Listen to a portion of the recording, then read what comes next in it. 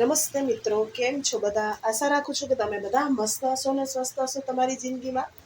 તો ચાલો એક નવી રેસીપી લઈને આવી ગઈ છું તમારી સમક્ષ. આજે આપણે બનાવીશું જે કોથમીરની દાંડીઓ હોય તે આપણે સાફ કરીને તેને ફેંકી દેતા હોઈએ છીએ, પણ તેનો રીયુઝ કેવી રીતે કરાય તેની રેસીપી લઈને તમારી સમક્ષ આવી ગઈ છું. તો ચાલો બનાવીએ આપણે કોથમીરની દાંડીની ચટણીની રેસીપી. એકદમ સરળ છે અને તમે ફેંકી દો તેના કરતાં જે પાન હોય દાંડીઓમાં વધારે ગુણ હોય, એટલે ક્યારેય પણ દાંડીઓનો ભાગ હોય તેને ફેંકવો ન જોઈએ. તેની આવી રીતે ચટણી બનાવી અને સેન્ડવીચ, ભજીયા હોય, મેંદુવડા હોય, કોઈ પણ આપણે ચાટ બનાવતા હોય તેમાં તેનો આપણે ઉપયોગ કરી શકીએ છીએ. રેસીપી એકદમ સરળ છે, ખાલી 2 મિનિટમાં 1.5 મિનિટમાં રેડી થઈ જાય છે. તેને બનતા બિલકુલ વાર બી નથી લાગતી. તો ચાલો બનાવવાની શરૂઆત કરીએ વધારે વાતો ન કરતા. તેના માટે મેં 1 કપ ભરીને કોથમીરની દાંડીઓને સાફ કરી ધોઈ અને તેને થોડી વખત સુકાવા પંખા નીચે રાખી હતી. તે 1 કપ ભરીને છે તે આપણે મિક્સરના જારમાં આવી રીતે નાખી દેવાની છે, પણ તેને જરૂરથી ધોવાની છે કારણ કે કોથમીરમાં બહુ માટી હોય છે અને હમણાં વરસાદની સિઝનમાં તો વધારે જ માટી હોય.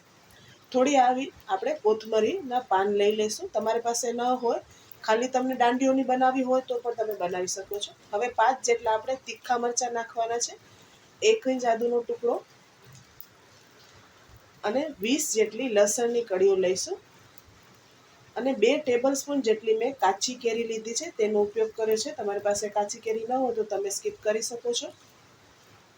હવે 2 ટેબલ સ્પૂન દાળિયાની દાળ, થોડું આપણે કાળું મીઠું નાખીશું, થોડું જીરું અને થોડું રેગ્યુલર મીઠાનો ઉપયોગ કરવાના છે અને 1 ચમચી આપણે ગોળ નાખી દઈશું. તમે ચાહો તો સાકર નાખી શકો છો અથવા તેને સ્કીપ પણ કરી શકો છો.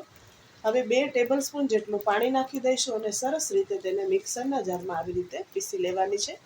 તમે જોઈ શકો છો ચટણી આપણી એકદમ પરફેક્ટ રેડી થઈ છે અને બહુ તેને વધારે પીસવાની નથી, ફાઇન નથી પીસવાની. થોડી તમે દરદરી રાખશો તો તમે તેને પરોઠા, રોટલી, રોટલા સાથે પણ ખાઈ શકશો. ખાવામાં ખૂબ જ ટેસ્ટી લાગે છે કારણ કે આપણે તેમાં કાચી કેરીનો ઉપયોગ કર્યો છે. તમારી પાસે કાચી કેરી ન હોય તો તમે લીંબુનો ઉપયોગ પણ કરી શકો છો, તો પણ ચટણી છે તે એકદમ સરસ જ બનશે.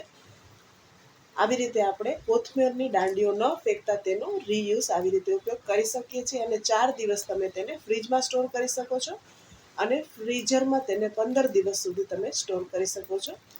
આવી રીતે એરટાઇટ કન્ટેનરમાં ભરી અને તેને રાખી દેવાની. તો મિત્રો, તમને મારી આ કોથમરીની દાંડીઓની રેસીપી કેવી લાગી, જે આપણે ચટણી બનાવી તેની? કમેન્ટ કરીને મને જરૂરથી કહો. વિડીયો સારો લાગ્યો હોય તો વિડીયોને લાઇક, શેર, સબસ્ક્રાઈબ કરવાનું ના ભૂલશો. ચાલો મિત્રો, ફરી મળી આવી રેસીપી સાથે. ત્યાં સુધી આવજો. Thank you for watching.